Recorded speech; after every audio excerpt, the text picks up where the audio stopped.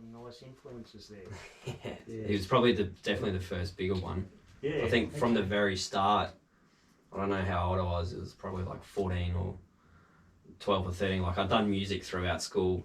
Mum and dad, they're big into their music. So mum listens to like all the classical big band, you know, Tommy Dorsey and Glenn Miller. And all that too. Yeah, and dad, I remember dad liking music heaps a lot as well. I think he was not reserved compared to mum, but I always remember he had the unplugged Eric Clapton thing.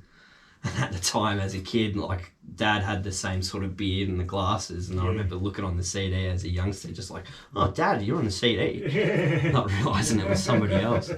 But yeah, when I was about 12 or 13, I reckon, or 14, I can't remember when.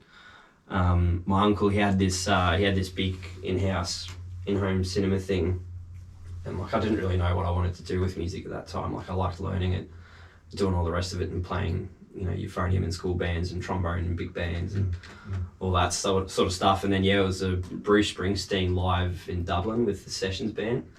It was like another one of those moments with like Johnny Cash, like coming across Johnny Cash. It was like, and like Springsteen as well. Like he's a real deal. Like he's good songwriter. Yeah, great songwriter. And it ended up being like a 18-piece or 20-piece band with like sousaphones and all this crazy stuff happening. Yeah, I don't think I've seen that. Definitely look at it.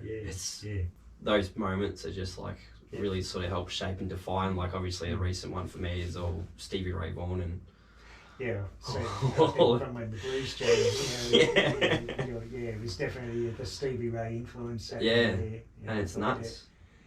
It's like when people are learning instruments, like obviously guitar is like a very iconic sort of thing, but people tend to but like perhaps it's not on the forefront with like the rhythm section. Like if you have a really fat, heavy pocket of drums and bass and rhythm guitar, if it comes into it in a trio, like it makes all the difference. Yeah.